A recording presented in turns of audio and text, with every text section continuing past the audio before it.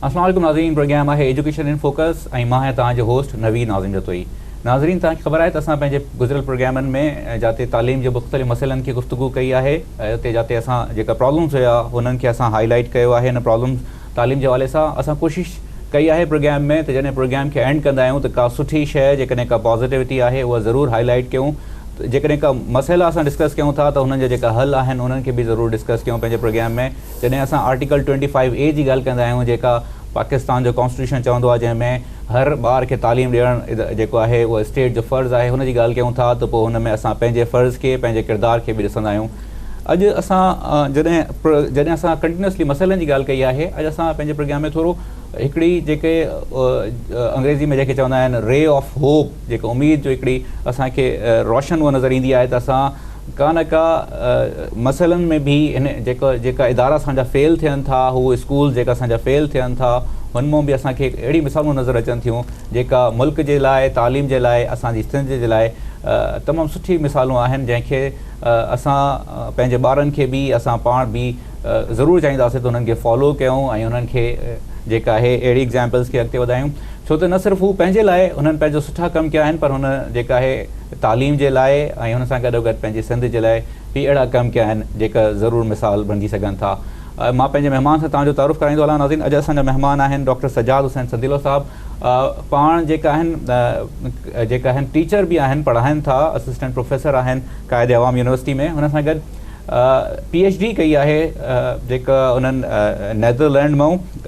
हुननि खां पुछूं था त हीउ जेको सॼो प्रोसेस आहे, जेका तालीम हासिलु करण जो दिमाग़ में असांजो जॾहिं असां इदारनि खे ॾिसंदा आहियूं त उते नाकाम थिया आहिनि, असां सम्झंदा आहियूं त असांजो बि आउटकम जेको थींदो उहो एतिरो सुठो न निकिरंदो, एॾो असांजो नतीजो सुठो न निकिरंदो।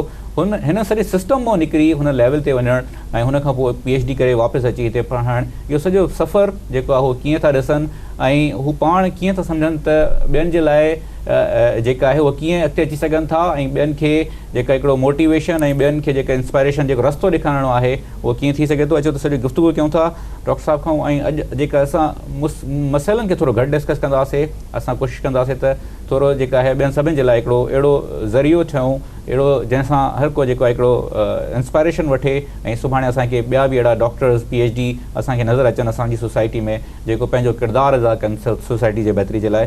अचो त गुफ़्तगू कयूं था। डॉक्टर साहिबु, वॾी महिरबानी तव्हांजी असांजे प्रोग्राम में आयो।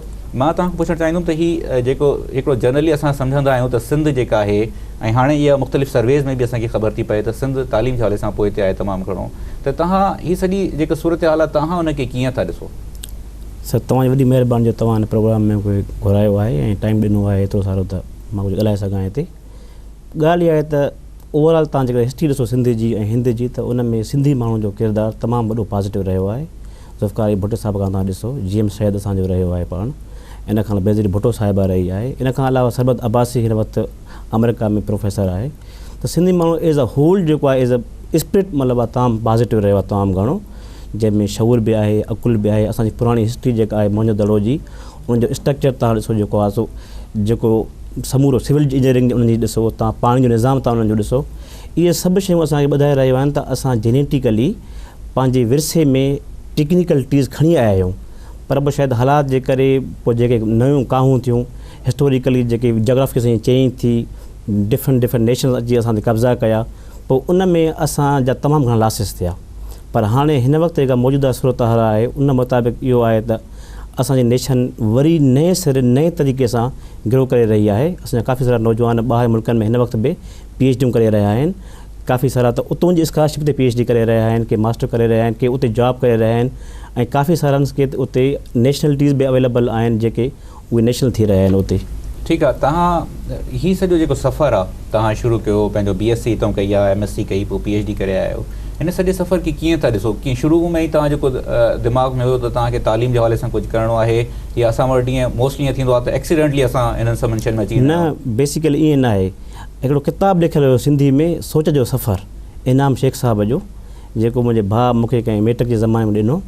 पोइ उन में अल्बर्ट आइंस्टाइन जे बारे में, स्टीफन हॉकिंग जे बारे में, इन खां अलावा आइज़ैक न्यूटन जे बारे में, क्रिस्टियन हाइगन जे बारे में, गिलेलो गिलेली, घणा सारा साइंटिस्ट जेके हुआ उन्हनि जे बारे में मूं काफ़ी सारो पढ़ियो।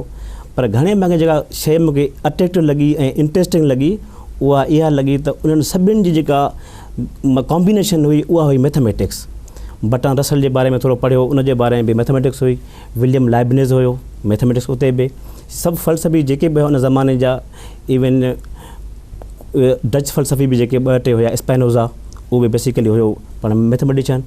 पोइ उन में हिकिड़ो नेचुरली क्रिएट थियो आइडिया त मतिलबु मैथमेटिक्स ई आहे जेका मूंखे कंहिं लाइन ते हिकु डिघी लाइन ॾेई सघे थी ऐं मां पाण खे ग्रो करे सघां थो। तव्हां कॾहिं डिसाइड कयो मैथमेटिक्स वारी जेका ॻाल्हि आहे उहा मैट्रिक खां डिसाइड? उहा मैट्रिक में मूं डिसाइड कई बेसिकली। अच्छा, त तव्हां कंटिन्यू कंदो मैथमेटिक्स में? हा, ऐं उन एसि ताईं शायदि मुंहिंजो एॾो इंट्रस्ट न हूंदो मैथमेटिक्स में। उन बुक पढ़ण खां बाद में मूं काफ़ी इम्प्रेस थियुसि। उन खां पोइ मूं उहो मैथमेटिक्स जो हिकिड़ो किताबु हथु कया। पोइ आहिस्ते आहिस्ते मूं अलजेब्रा शुरू कई। अलजेब्रा खां बाद में ज्योमेट्री शुरू कई। पोइ इहो सफ़र जीअं कंटिन्यू थियो त मूंखे हिकिड़ो माण्हू मिलियो, सुभान अली जतोई साहब। पोइ उन मुंहिंजी एज़ अ दोस्त ऐं एज़ अ पर्सन मतिलबु आहे किन पॉइंट्स ते हेल्प कंदो रहियो। पोइ उन सां डिस्कस थींदा आइडियाज़, मतिलबु आहे पोइ कुझु आइडियाज़ शेयर कंदो हो, मूंखां पुछंदो आइडियाज़। पर पोइ उन अॼु ताईं बि उन जी दोस्ती या उहो हिकिड़ो वास्तो एक्ज़ैक्टली ईअं हले थो पियो जीअं उन ज़माने में जुड़ियो हो असांजो। अच्छा, मूंखे ॿुधायो त मैथमेटिक्स ईअं हिकिड़ो जनरली माण्हुनि जो कॉन्सेप्ट आहे त हिकिड़ो ख़ुश्क सब्जेक्ट आहे, ड्राई सब्जेक्ट सम्झो ईंदो आहे। तव्हां जेको हिन सॼो ट्रैवल कयो, सॼो रस्तो हिन जेको मैथमेटिक्स जे हवाले सां तव्हां कयो आहे, त तव्हां जी फीलिंग्स जॾहिं PhD बि करे चुका आहियो, त हुन खां पोइ इहो मैथमेटिक्स जे बारे में जेको फीलिंग्स आहिनि उहे सेम आहिनि जेका आम माण्हू चवंदा आहिनि, या तव्हांजो ख़्यालु हिन खां मुख़्तलिफ़ आहे? बेसिकली माण्हुनि जो रायो जेको आहे उहो सही आहे। इन जे करे सही आहे त माण्हू मोस्टली इंटर ताईं ऐं मैट्रिक ताईं पढ़नि था। एसि ताईं वाक़ई बि इहो सब्जेक्ट कंप्लीटली प्योरली मैथमेटिकल आहे, जंहिंमें ख़बर न आहे त शयूं ग्रो कीअं करे रहियूं आहिनि, असुलु एस्पेक्ट्स छा आहिनि, अप्लाई किथे करिणो आहे, केरु अप्लाई कंदो, ऐं जो मतिलबु छा आहे स्कोप अॻिते हली करे। पर जीअं जीअं तव्हां मथे ईंदा, इंजीनियरिंग साइड ते तव्हां ईंदा, या तव्हां जेकॾहिं BSc कंदा त तव्हांजा आइडियाज़ पोइ उते क्लियर थींदा त ईअं न आहे। इहा मैथमेटिक्स सॼी जेका बि मशीनरी आहे उनखे ड्राइव थी करे। हिन वक़्तु जेके ॿाहिरि मुल्क जा जेके बि साइंटिस्ट आहिनि, जीअं लॉरेंस क्रास आहे, ब्रियान गिरीन आहे, या मिचियो काकू आहे, या हॉकिंग आहे, उहो इहो चई रहिया आहिनि त mathematics is the language of the universe. सही।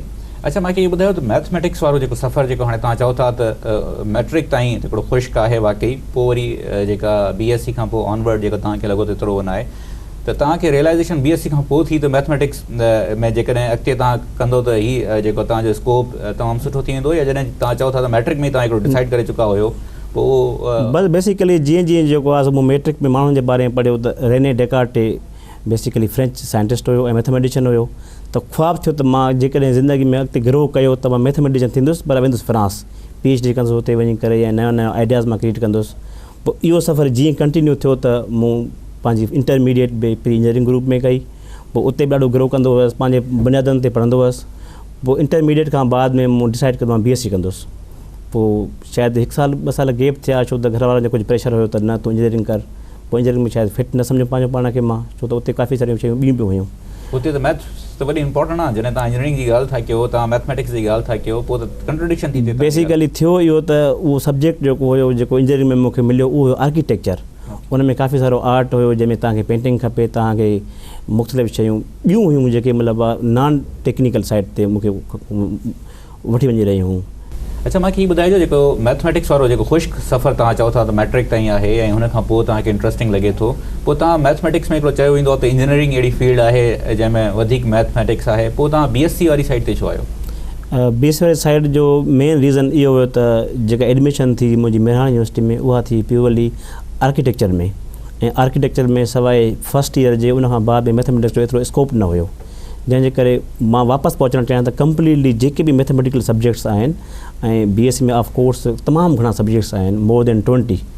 सो मुंहिंजो इंट्रस्ट जेको आहे सो तमामु डीपली हिकिड़ो की जीअं लव अफेयर थींदो आहे न कंहिं माण्हू सां, उहो इन्वॉल्व थी वेंदो आहे उन शइ में। उन नंढी एज में मां ॾाढो इन्वॉल्व हुयुसि। पोइ इन जे करे जेको आहे सो घर वारनि जी पुछण खां बग़ैर ई मां बैग खयों ऐं वापसि पंहिंजे लाड़काणे ॻोठु मोटी आयुसि। पोइ उते मूं ॾाढो कुझु सफ़र कयो उन दौरान। पोइ वापसि मां BSc कई, मुंहिंजी एडमिशन थी वई, ऐं मुंहिंजी सिर्फ़ु ऐं सिर्फ़ु हिकिड़ी चॉइस हुई, उहा हुई मैथमेटिक्स। पोइ BSc ॾाढी सुठी नमूने मां पास कई 2 इयर्स में, ऐं इमीडिएटली BSc ड्रॉप करे मां पोइ MSc करणु इस्लामाबाद हली वियुसि। पोइ कायदे यूनिवर्सिटी में उते बि मुंहिंजी हिकिड़ी चॉइस हुई मैथमेटिक्स। पोइ उते मां MSc पूरी कई 2005 जी जुलाई में। जीअं ई मूं 2005 जी जुलाई में MSc पूरी कई त उन दौरान ऐं BSc दौरान मुंहिंजा मज़हर सिद्दीकी साहिब सां सुठा तालुकात हूंदा हुआ हिकिड़ा अदब जे हवाले सां। पोइ कुझु ख़त मूंखे लिखंदो हो, कुझु मां लिखंदो हुमांसि। पोइ उन दौरान जेको आहे उन सां वास्तो जोड़ियो, पोइ उन मूंखे ऑफर कई त तव्हां हिते सिंध यूनिवर्सिटी में तव्हां अचो।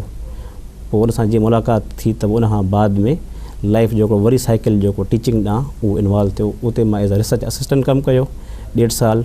पोइ उन दौरान मां तयारी कई नेशनल टेस्टिंग सर्विस जी, उन मूं इमीडिएटली GRE पास कई। GRE मूं पास करण खां पोइ मूंखे कायदे आम यूनिवर्सिटी वारे लेटर मोकिलियो। पोइ हिकिड़ो सफ़र जेको आहे वरी हिकिड़ो ॿिए अंदाज़ सां जुड़ियो, पोइ उन्हनि स्कॉलरशिप बि ऐं लेक्चरशिप बि ऑफर कई उन हिकु सिलेक्शन बोर्ड जे अंदरि। पोइ तक़रीबन 1.5 साल मूं उते सर्व कयो कायदे आम यूनिवर्सिटी में। पोइ डेल्फ यूनिवर्सिटी ऑफ टेक्नोलॉजी में मूं एडमिशन वरिती। डेल्फ ते अचूं था, बिल्कुलु डेल्फ ते गुफ़्तगू कयूं था। ऐं हीअ सॼो जेको मैथमेटिक्स में जेको तव्हां डेल्फ ताईं पहुता आहियो, हुन में प्रॉब्लम्स तव्हांखे सोसाइटी जे हवाले सां छा नज़र ईंदा आहिनि? तव्हांखे प्रॉब्लम्स नज़र ईंदा आहिनि हिते? ईअं लॻो त हिते टीचर्स सुठा न आहिनि, तव्हांखे ईअं फील थियो त हिते जेका बुक्स आहिनि उहे को असांखे एॾा सुठा नथा मिलनि? छा तव्हांखे जेका आहे मसइला हिन सॼे प्रोसेस ताईं डेल्फ ताईं पहुता आहियो हुन ताईं तव्हांखे फेस करणा पिया? हिन ते गुफ़्तगू कयूं था। जेकॾहिं इजाज़त ॾियो त हिकिड़ो मुख़्तसर ब्रेक वठूं था। असां हिकिड़ो मुख़्तसर ब्रेक वठी वापसि अचूं था। हिन सिलसिले खे अॻिते था वधायूं। जेका आहे डॉक्टर साहिब खां पुछूं था त मैथमेटिक्स में जनरली असांजी सोसाइटी में चवंदा सुठा टीचर्स न आहिनि। वाक़ई इहा ॻाल्हि सच आहे, टीचर्स सुठा न आहिनि असां वटि? इहे टीचर्स सुठा आहिनि त स्टूडेंट्स जेका आहे मैथमेटिक्स एॾी प्रियोरिटी न रही आहे? हिननि सभिनी इशूज़ ते डिस्कस कयूं था हिन मुख़्तसर ब्रेक खां पोइ। असां सां गॾु अचो।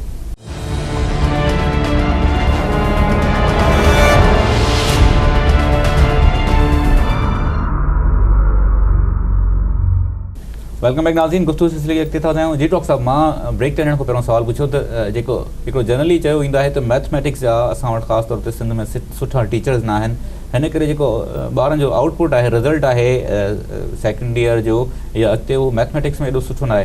तव्हां हिन ॻाल्हि खां इतफ़ाक़ था कयो या तव्हांजो जेको पंहिंजो ज़ाती तजुर्बो आहे उहो थोरो मुख़्तलिफ़ आहे? बेसिकली सच बि इहो आहे। ईअं हिन वक़्त में तव्हां ॾिसो यूनिवर्सिटियूं असांजूं केतिरियूं आहिनि सिंध जे अंदरि। सिंध यूनिवर्सिटी आहे, शाह लतीफ़ यूनिवर्सिटी आहे, कायदे आम यूनिवर्सिटी आहे, इन खां अलावा मेहरान यूनिवर्सिटी आहे, कराची यूनिवर्सिटी आहे। त उन में तव्हां इहो ॾिसो त प्योरली मैथमेटिकल में जेके प्रोफेसर्स आहिनि या टीचर्स आहिनि उहे केतिरा आहिनि? हर पोइ मोस्टली डॉक्टर थियणो थो चवे फस्ट चॉइस ते, ॿिए नंबर ते आहे इंजीनियर थियणु। पोइ बाक़ी जेके बचनि था पोइ आहिस्ते आहिस्ते पंहिंजी वेस्ट जे ज़रिए तमामु थोरा, बाक़ी एक्सीडेंटल तमामु घणा माण्हू अची था वञनि मैथमेटिक्स में ऐं फिज़िक्स में। पोइ उन्हनि जो शायदि उहो एतिरो स्कोप न आहे पंहिंजो त असां मथे वधूं, ग्रो कयूं। पोइ रेयरली माण्हू अंगनि ते गिणण जहिड़ा माण्हू आहिनि जेके वाक़ई बि उनखे ईअं सम्झनि था त असांखे कुझु थियणु खपे, कुझु करणु खपे ऐं कंहिंजे लाइ जेको आहे जीअणु खपे। पोइ इहो वाक़ई बि हिकिड़ो फैक्ट आहे त असां वटि खोट आहे। वाक़ई टीचरनि जी जेका सुठे टीचरनि जी जेका आहे उहा असां वटि तमामु घणी खोट आहे, तमामु घणी खोट आहे। बिल्कुलु मैथ्स जे हवाले सां ख़ासि बिल्कुलु। अच्छा, मां पुछणु चाहींदुमि पोइ जेको सेकेंड इहो चयो वेंदो आहे त असां वटि छो त जेका बुक्स वग़ैरह आहिनि उहे बि एतिरा सुठा एक्सेस में न आहिनि, सुठियूं लाइब्रेरियूं एतिरियूं न आहिनि। तव्हां हिन ॻाल्हि खे इतफ़ाक़ कयो था मैथ्स जे हवाले सां या तव्हांखे लॻे थो त इहा पॉइंट में एतिरो दम न आहे? न, इहा पॉइंट तव्हांजी वैलिड आहे। हिन वक़्त में तव्हां टेक्स्ट बुक जेकॾहिं तव्हां चेक कंदव असांजा पंहिंजा या यूरोप जा, त तव्हांखे ॾींहं राति जो डिफरेंस नज़र ईंदो। असांजा जेके टेक्स्ट बुक ठाहिनि था मैट्रिक जा या इंटर जा, इवन BSc जा, उहे तमामु पुराणा के 70s जा के 80s जा डिज़ाइन थियल आहिनि, जंहिंमें उहे आइडियाज़ जेके पुराणे ज़माने में सेट थियल हुया, उहे वेज़, उहे स्किल्स जेके ओल्ड हुयूं, जेके उन वक़्त जे माण्हुनि लाइ मे बी फिट हुजनि पर हाणे जे माण्हुनि लाइ फिट न आहिनि, छो त समाज डिफरेंट तरीक़े सां ग्रो करे थो। त असांखे पंहिंजा बुक्स हर 3 इयर्स खां बाद में या 4 इयर्स खां बाद में चेंज करणु खपनि। ऐं असांखे जेके छोकिरा असांजा जेके नई जनरेशन जेका PhD करे रही आहे डिफरेंट फील्ड्स जे हवाले खां, उन्हनि खे इन करणु खपे त जीअं असां मुख़्तलिफ़ चैप्टर्स बुक्स जे अंदरि या मुख़्तलिफ़ सब्जेक्ट्स या प्रॉब्लम्स जेको आहे असां क्रिएट कयूं त जीअं ॿार घटि में घटि उन्हनि मां कुझु लर्न करे ऐं सिखे। अच्छा, ठीकु आहे। बुक्स में पोइ त असां वटि मोस्टली बुक्स जेके आहिनि तव्हांखे ख़बर आहे त उहा कॉपी पेस्ट हूंदा आहिनि, असां पंहिंजी तरफ़ां त बुक्स न लिखंदा आहियूं। त तव्हां सम्झंदा आहियो त उहो असां अपडेट नथा कयूं पंहिंजे पाण खे एतिरो जेको जल्दी असां वरी जेको हिकिड़े टेक्स्ट बुक खे ठाहियूं था उहा 10-20 साल, मुंहिंजे ख़्याल में हाणे त हुननि खां बि पुराणा टेक्स्ट बुक असां वटि आहिनि।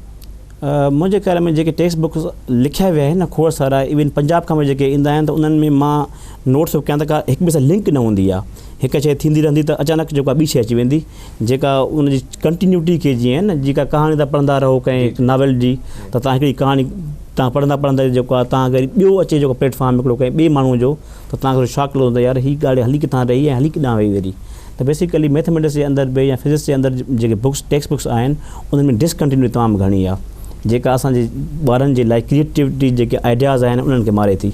ऐं ॿियो जेको वॾे में वॾो प्रॉब्लम असां सां इहो आहे त असांजा छोकिरा जॾहिं हाई स्कूल में आहिनि या प्राइमरी में या कॉलेज में जॾहिं क्वेश्चन्स अराइज़ कनि था न टीचर्स खां ऐं टीचर्स कुझु अचे कोन थो त टीचर्स सारी करण खां बग़ैर ई हुननि ते जेको आहे सो फोर्स थो विझे ऐं उनखे धमकियूं थो ॾिए तोखे मां फेल कंदुसि तोखे प्रैक्टिकल फेल कराईंदुसि तोखे ॾिसंदुसि मां इहो वे जेको असांजे टीचर्स जो आहे उहो बि बेसिकली चेंज थियणु खपे। अच्छा, तव्हां ही सभु प्रॉब्लम ॾिसण खां पोइ बि तव्हां जेको आहे कंटिन्यू कयो आहे, ही सॼा बुक्स जा टीचर्स जी डेफिशिएंसियूं इहे सभु तव्हां ॾिठा, पोइ बि तव्हां जेको आहे मैथमेटिक्स खे कंटिन्यू कयो आहे। कहिड़ी ड्राइविंग फोर्स हुई, कहिड़ी अहिड़ी इंस्पायरेशनल फोर्स हुई जेका तव्हांखे जेको माण्हू हिकिड़ो चवंदा आहिनि दिलि, हुनजी जेका दिलि बर्दाश्त थी वेंदा आहिनि उहा न थियणु ॾिनी तव्हांखे? मुंहिंजे ख़्याल में जेको मुंहिंजे लाइ जेको आहे न उहो आहे विल टू पावर हिकिड़ो बुक आहे नीत्शे जो। उन में जेका मुंहिंजी विल आहे पंहिंजी जेका समाज ॾांहुं जेको आहे शयुनि ॾांहुं धिके थी मूंखे त शयुनि सभिनी खे रद्द करिणो आहे, उहा लाइन ड्रा करणी आहे जेका मूंखे सूटेबल लॻे थी त फ्यूचर में जेको आहे जेको कुझु मां करणु वञी रहियो आहियां उन जो मुस्तक़बिल रोशन आहे। पोइ हमेशह मूं फोकस उन शइ ते कयो आहे। आम प्रॉब्लम्स ॾे कॾहिं मां ध्यानु न ॾिनो आहे त को नंढा नंढा प्रॉब्लम्स लाइ सोचां। पोइ उहा विल जेका आहे विल टू क्रिएटिविटी या विल टू क्रिएशन या विल टू मतिलबु साइंसिस उन मूंखे हमेशह ड्राइव कयो, जंहिंजे करे जेको आहे सो इहे रस्ता नंढा नंढा पास कंदे कंदे जेको आहे सो मूं स्कॉलरशिप वरिती ऐं उन में डेल्फ्ट यूनिवर्सिटी ऑफ टेक्नोलॉजी हिन वक़्तु यूरोप जी ओवरऑल वर्ल्ड लेवल ते 13th नंबर ते आहे टेक्निकल में। नीदरलैंड्स जी टॉप यूनिवर्सिटी आहे जंहिंमां मुंहिंजी हिन वक़्तु इंजीनियरिंग में PhD थियल आहे। अच्छा, मूंखे ॿुधायो त डेल्फ्ट ताईं पहुता कीअं आहियो? डेल्फ्ट जो प्रोसीजर, तव्हां पहिरियों जॾहिं चओ था त क़ाइदे आवाम वारनि तव्हांखे ऑफर कयो लेक्चरशिप ऐं हुन सां गॾु तव्हांखे उन्हनि स्कॉलरशिप बि ऑफर कई? जेका ऑफर उन्हनि स्कॉलरशिप जी कई उन में तक़रीबन मुंहिंजे ख़्याल में उन वक़्तु 9 कंट्रीज़ हुया, जंहिंमें जर्मनी हुई, फ्रांस हुयो, ऑस्ट्रिया हुई ऐं 4 स्कैंडिनेवियन कंट्रीज़ जीअं आहिनि उहे हुआ ऐं नीदरलैंड्स बि शामिलु हुयो। पोइ मां मुख़्तलिफ़ यूनिवर्सिटियूं सर्च कयूं, जंहिंमें लाइबनिज़ यूनिवर्सिटी हुई जर्मनी में, उन्हनि बि ऑफर ॾिनी PhD जी। पर मूंखे बेस्ट जेको माण्हू लॻो नीदरलैंड्स में उहो लॻो विम फान होर्सन। पोइ उनजो प्रोफाइल जेको हुयो उहो मुंहिंजे उन फील्ड्स ऐं एरियाज़ सां मतिलबु कंप्लीटली जेको आहे सिमिलर हुयो, जिन में मुंहिंजो बि पंहिंजो शौक़ु हुयो। अच्छा, ही कहिड़े ईयर में तव्हां जेको सॼो रिसर्च कई आहे यूनिवर्सिटीज़ में वञण खां पहिरियों, उहो कहिड़े ईयर में कई आहे? 2007 जी अगस्त में मूं हुनखे मेल मोकिली ऐं 2007 जी एंड तक़रीबन 1 वीक खां बाद में हुन लेटर मोकिलियो त तव्हांखे असां एक्सेप्ट कयूं था एज़ ए स्टूडेंट, पर उनजे लाइ कंडीशन्स इहे ई आहिनि त तव्हां शुरू में 6 महीना 6 कोर्सिस कंदा अप्लाइड इंजीनियरिंग ग्रुप में। पोइ उहे कुझु कोर्सिस हुया एरो स्पेस इंजीनियरिंग में, कुझु हुया सिविल इंजीनियरिंग जा, कुझु हुया फिज़िक्स जा ऐं कुझु हुया मैथमेटिक्स जा। पर उन में कंडीशन इहा हुई त तव्हांखे 80% ऑब्टेन करिणो पवंदो कोर्सिस में। मां हुन ते अचां थो, मां हिते वञण वारी ॻाल्हि थो कयां। जॾहिं तव्हां डेल्फ्ट जे लाइ अप्लाई कयो स्कॉलरशिप जे लाइ तव्हांखे हिते, त तव्हां हुननि खे पंहिंजी जेको BSc MSc जा रिज़ल्ट्स या तव्हांजे जेको सॼी हू शयूं तव्हां मोकिलियूं या तव्हां छा कयो जंहिंजे लाइ तव्हां हुननि चयो त तव्हांखे एज़ अ स्टूडेंट असां एक्सेप्ट कयूं था? उन प्रोसीजर लाइ सिर्फ़ु ऐं सिर्फ़ु मूं हुनखे CV मोकिली। पोइ CV में मुंहिंजी BSc जा कोर्सिस ऐं BSc जी जेकी परसेंटेज आहे उहा मैंशन थियल हुई ऐं उनखां बाद में MSc जा कोर्सिस ऐं उनजी परसेंटेज ऐं उनखां बाद में हुनखे मूं इहो बि लिखियो त मैट्रिक खां वठी हिन वक़्तु ताईं जेको हमेशह मतिलबु मूंखे शौक़ु रहियो आहे हिकिड़ो त मां ॿाहिरि अचां ऐं पंहिंजी जेकी क्रिएटिविटी आहे हिकिड़ी ह्यूमन बीइंग में उहा मतिलबु जेतिरी मुंहिंजे लाइ पॉसिबल आहे त उहा मां मतिलबु प्रेज़ेंट कयां त मूंखे तव्हां प्लीज़ ऑफर कयो त मां हुते अची करे। MSc जे लाइ जॾहिं तव्हां क़ाइदा आज़म यूनिवर्सिटी मां MSc कई त तव्हांजी जेका परसेंटेज हुई उहा केतिरी परसेंटेज हुई जेको तव्हांखे स्कॉलरशिप वारनि जेको आहे उन्हनि रिफ्यूज़ न कयो एज़ अ स्टूडेंट उन्हनि एक्सेप्ट कयो? बेसिकली थ्रू आउट मुंहिंजे मैट्रिक खां वठी मास्टर्स ताईं फर्स्ट क्लास आहे। सही। पोइ जी मैट्रिक में आहे त को अराउंड 80s में आहे मुंहिंजी परसेंटेज ऐं इंटरमीडिएट में 70s खां अबो आहे ऐं इन खां अलावा BSc में 77 आहे शायदि या 76 आहे ईअं, MSc में 63 या 62 समथिंग ईअं ई आहे। पर ओवरऑल इहे सभु जेके बि क्लासिस आहिनि इहे फर्स्ट क्लासिस आहिनि। पर इंट्रस्टिंग शइ इहा आहे त जीअं मैथमेटिक्स में हिननि में सभिनि में तव्हांखे जेका आहे ओवरऑल मार्कूं तव्हांजी मैथमेटिक्स में 10th खां वठी जेका आहिनि उहे सुठी आहिनि? एज़ अ जीअं मां सम्झां थो मतिलबु आहे त उहे तमामु सुठियूं आहिनि मुंहिंजे लिहाज़ खां। अच्छा, हाणे मां इहो पुछणु चाहींदुमि तव्हां डेल्फ्ट यूनिवर्सिटी जी ॻाल्हि था कयो, तव्हां चयो त हिकिड़े साल हुननि चयो त 6 मंथ जो हिकिड़ो कोर्स करिणो आहे, उहो कोर्स खां पोइ तव्हांखे जेका आहे उहा रिफ्यूज़ बि करे सघनि था, उतां तव्हांखे वापसि बि मोकिले सघनि था? न, जेको प्रोग्राम डिज़ाइन थियल हुयो डेल्फ्ट यूनिवर्सिटी ऑफ टेक्नोलॉजी जो असांजे डिपार्टमेंट जो, जेको उते डिपार्टमेंट हुयो डिपार्टमेंट ऑफ अप्लाइड मैथमेटिक्स, उन में इहो हुयो त तव्हांजा शुरू में 6 महीना थींदा कोर्सिस। उन कोर्सिस में तव्हांखे 80% ऑप्टेन करणी पवंदी। 80% माना ओवरऑल एग्रीगेट हुननि सॼे एग्रीगेट एक्ज़ैक्टली। ऐं उन खां बाद में 6 मंथ्स जेके नेक्स्ट हूंदा उन साल जा उन में तव्हांखे फस्ट रिसर्च प्रपोज़ल ठाहिणो पवंदो ऐं तव्हांखे रिसर्च करणी पवंदी हिकिड़ी ख़ासि प्रोजेक्ट ते जेको मास्टर प्रोजेक्ट हूंदो उन में 60 क्रिएट अर्स जेको आहे सो पूरा करणा हुया बेसिकली। उहा आहे बेसिकली 1 ईयर मास्टर प्रोग्राम। पोइ उन खां बाद में बोर्ड ऑफ प्रोफेसर्स वेहंदा, उहे तय कंदा त ही माण्हू PhD करण जे फर्दर क़ाबिल आहे या न आहे। जेकर तव्हां क़ाबिल आहियो त तव्हांखे असां कंटिन्यू कराईंदासीं विथ एक्स्ट्रा फंडिंग, जेकॾहिं न त पोइ तव्हांजो मतिलबु नो थींदो जेको आहे सफ़र हिते ख़तमु थी वेंदो। एक्ज़ैक्टली। अच्छा ठीकु आहे, मां इहो पुछणु चाहींदुमि हाणे तव्हां खां त जॾहिं हाणे तव्हां 80% तव्हांजा अची विया मार्कूं अची वियूं, हुन खां पोइ जेको पायलट जेको तव्हांखे प्रोजेक्ट ॾियणो हुयो रिसर्च प्रोजेक्ट तव्हां उहो बि सबमिट करायो, हुन खां पोइ प्रोफेसर जी टीम वेठी हुननि इहो डिसाइड कयो त तव्हांखे जेका अॻिते कंटिन्यू करणु खपे। ठीकु आहे, हाणे जेका असांजा ॿिया दोस्त असांजा हितां वेंदा आहिनि सिंध में, हुननि खे काफ़ी प्रॉब्लम्स फेस करणा पवंदा आहिनि। मिसाल लैंग्वेज हिकिड़ो वॾो प्रॉब्लम आहे। जॾहिं ॿाहिरि वेंदा आहियूं असां हिकिड़ो जनरली हिते जेको अंग्रेज़ी ॻाल्हायूं था या ॿाहिरि वञी जेका असां कयूं था त पाण में शाय फील कंदा आहियूं। हुन सां गॾु कल्चरल बि प्रॉब्लम हूंदा आहिनि हुते, जेका असां पाण खे थोरो मिसफिट फील कंदा आहियूं। अहिड़ा जेका ॿिया प्रॉब्लम्स आहिनि हुननि ते असां तव्हां खां चाहींदुमि त तव्हां असांखे हुननि ते ॿुधायो। पर हिकिड़ो मुख़्तसिर ब्रेक वठूं था, पोइ वापसि अची सिलसिले खे अॻिते वधायूं। नाज़रीन हिकिड़ो मुख़्तसिर ब्रेक था वठूं ऐं पोइ जेको डॉक्टर साहिब जी जेको नेदरलैंड विया हुते पोइ हिकिड़ो जनरल इशू आहे मैथमेटिक्स में जॾहिं कनि था पोइ हुते पढ़णो अंग्रेज़ी में थो पए, त लैंग्वेज जे हवाले सां ऐं हुन सां गॾु जेके कल्चरल इशूज़ आहिनि हुतां जा हुननि जे हवाले सां हीअ सॼा जॾहिं हुते नए माहौल में माण्हू वञे थो ऐं हुते नई लैंग्वेज नओं सभु कुझु आहे त हुते उहो सॼो हुनखे कीअं थो कॉपअप करे, हुन सॼे सिलसिले खे अॻिते था वधायूं। हुन मुख़्तसिर ब्रेक खां पोइ असां सां गॾु रहिजो।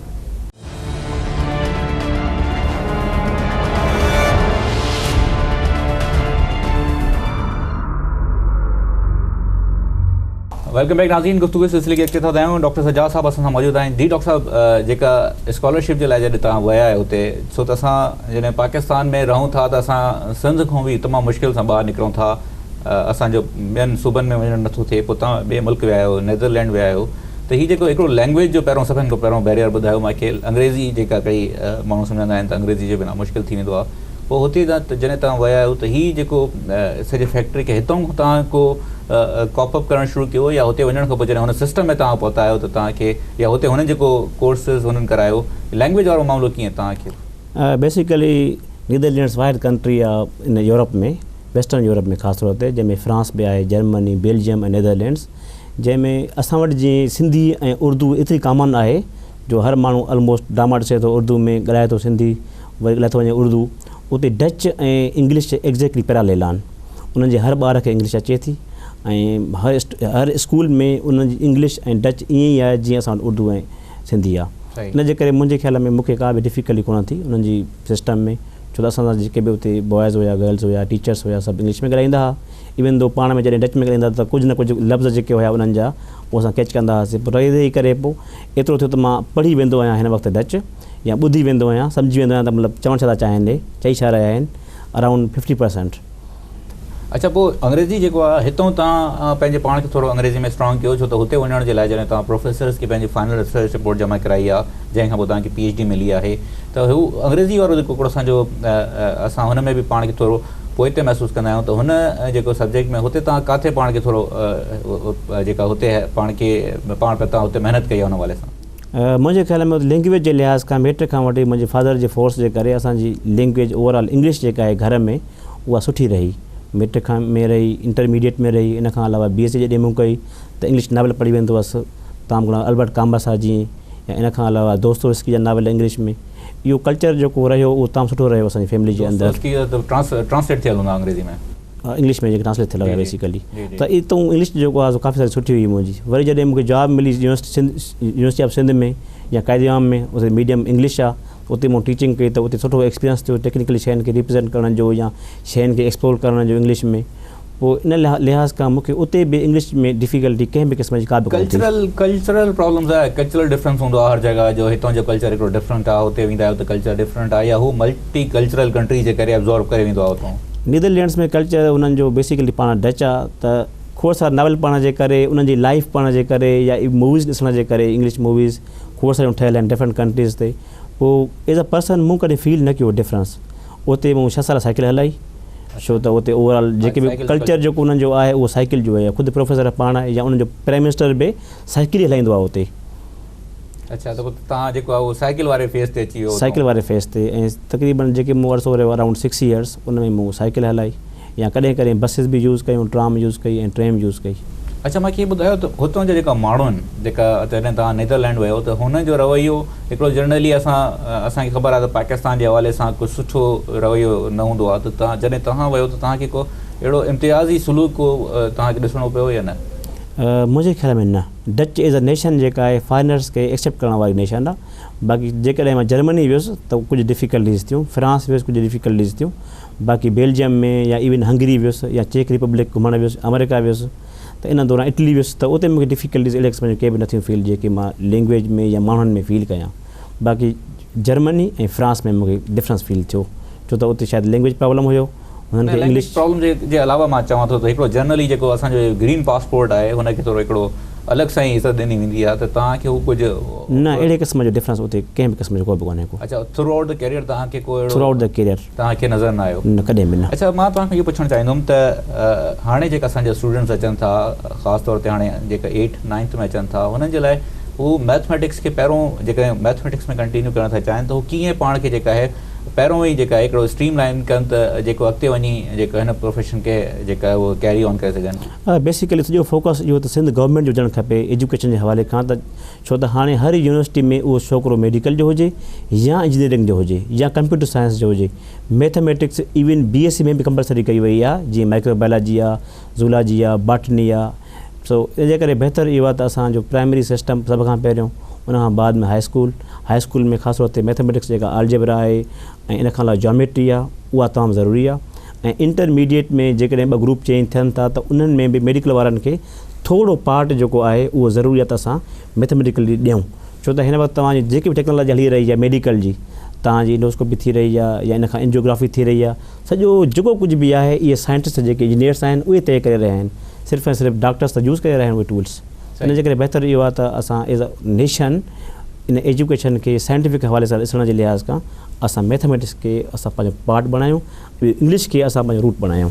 अच्छा, ॿियो हिकिड़ो सवालु पुछणु चाहींदुमि तव्हां खां मां, त हीअ जॾहिं हाणे तव्हां डॉक्टर थी आहियो माशाअल्लाह ऐं तव्हां पढ़ायो था, सोसाइटी खे रिटर्न करण जो तव्हांजे दिमाग़ में कीअं को आहे को कीअं तव्हां पंहिंजो जेको जेतिरी तव्हां नॉलेज हासिलु कई आहे हिन सोसाइटी खे, हिन सिंध जे जेका असांजा दोस्त आहिनि हाणे अचनि था यूनिवर्सिटीज़ में अचनि था या कॉलेज लेवल ते, त हुनखे सोसाइटी खे कीअं मोटाइण जो कुझु ठाहियो आहे? हाणे इहो आहे त जेको पढ़ाइण जो वे आहे जेको हिन वक़्तु मुंहिंजी बैचलर क्लासिस जे लिहाज़ खां उहो ॾाढो डिफरेंट आहे। उन जे पोइ हर वक़्तु मतिलबु रांग शयुनि खे राइट खे रांग करण जो नओं मूं ट्रेन विधो आहे, त जीअं छोकिरा पाण लर्निंग था कनि, न त कुझु सम्झी था पवनि, पोइ उनखे सम्झ में ॻाल्हि घटि थी अचे। हिकिड़ो त इहो आहे। ॿियो मास्टर प्रोग्राम असां शुरू कराया आहिनि, असां PhD प्रोग्राम शुरू कराया पंहिंजे डिपार्टमेंट जे अंदरि। ऐं ॿियो मुंहिंजो वॾो फोकस इहो आहे त असांजो डिपार्टमेंट जेको मैथमेटिक्स जो आहे उहो इलेक्ट्रिकल इंजीनियरिंग सां, मैकेनिकल सां, सिविल सां ऐं इन खां अलावा ॿिया जेके डिपार्टमेंट्स आहिनि उन्हनि सां हिकिड़ो म्यूचुअली अहिड़ो सेटअप ठाहे त जीअं असां उन्हनि खे मैथमेटिकली उन्हनि जा प्रोग्राम ॿुधाए सघूं त तव्हांजो असल में इक्वेशन्स कीअं सॉल्व करे रहियूं आहिनि तव्हांजा इलेक्ट्रिकल जा प्रॉब्लम्स या मैकेनिकल जा प्रॉब्लम्स। छो त मुंहिंजो जेको वर्क आहे उहो स्ट्रक्चरल डायनामिक्स में, मैकेनिकल मोशन में, इवन जेको एरोप्लेन जूं विंग्स आहिनि जॾहिं मूवमेंट थिए थी एयर जे अंदरि त उहे कीअं वाइब्रेट कनि थियूं, सॼो as a whole areas cover थियूं कनि PhD जूं। ऐं इन खां अलावा ॿियो फोकस इहो आहे त हिन वक़्तु बि मेरीलैंड यूनिवर्सिटीअ सां मुंहिंजो हली रहियो आहे हिकिड़ो बहितरु रिलेशनशिप, त जीअं उतां जा प्रोफेसर जेको आहे असां हिते घुराए सघूं महीने जे लाइ, या मां ख़ुदि या असांजा स्टूडेंट्स जेको आहे सो 2 मंथ्स जे लाइ या फ्यू वीक्स जे लाइ जेको आहे सो अमेरिका वञी सघनि।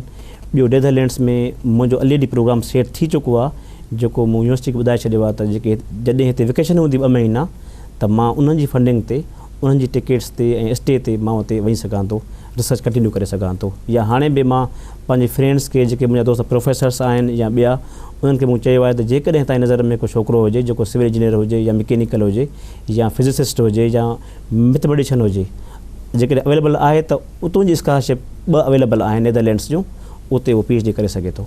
इहो माना जनरली तव्हां असांजे नाज़रीन खे बि ॿुधाइण था चाहियो त उहो बि करे सघनि था। जेकॾहिं केर बि अहिड़ो माण्हू आहे, को छोकिरो आहे या छोकिरी आहे जंहिंजी मास्टर्स थियल हुजे ऐं उहो वञणु चाहे फॉरेन, चाइना वञणु चाहे, त उतां जी स्कॉलरशिप अवेलेबल आहे ऐं पॉसिबल आहे त हू पंहिंजी रिसर्च कंटिन्यू करे सघनि था।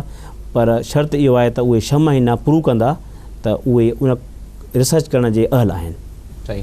डॉक्टर साहब तव्हांजी वॾी महिरबानी, तव्हां असांजे प्रोग्राम में आयो ऐं असांखे ऐं असांजे जेके दोस्त आहिनि उन्हनि खे इन सॼे बारे में जेको सॼो मामिलो आहे हुन जे हवाले सां तव्हां हाईलाइट अपडेट कयो उन्हनि खे। तव्हांजी वॾी महिरबानी असांजे प्रोग्राम में आयो। Thank U very much. नाज़रीन, गुफ़्तगू तव्हां ॿुधी। असल ॻाल्हि इहा ई आहे त तव्हां पंहिंजी एफर्ट्स कयो ऐं जेकॾहिं तव्हां एफर्ट्स कंदो त यकीनन का न को रस्तो अहिड़ो तव्हांजे साम्हूं अची वेंदो। जीअं डॉक्टर साहब शुरू कयो मैट्रिक में हिकिड़ो डिसाइड कयो त हू मैथमेटिक्स खे कंटिन्यू कंदा ऐं पोइ नेदरलैंड जी हिकिड़ी बहितरीनु यूनिवर्सिटी पहुता ऐं जेका वर्ल्ड जी 13 रैंकिंग में यूनिवर्सिटी आहे हुते पहुता आहिनि ऐं वापसि अची पंहिंजो किरदारु अदा कनि था सोसाइटी खे रिटर्न करण जे हवाले सां। जेकॾहिं तव्हां पंहिंजी डायरेक्शन ठाहींदव ऐं जेकॾहिं तव्हां कोशिशि कंदव त मंज़िल मुंहिंजो ख़्यालु आहे त का एॾी मुश्किल न आहे हासिलु करणु, सिर्फ़ु हिकिड़ी नियत जी ज़रूरत आहे। हिन सां गॾु पंहिंजे होस्ट नवीद नाज़िम खे ॾींदा इजाज़त। अल्लाह ने के बाद।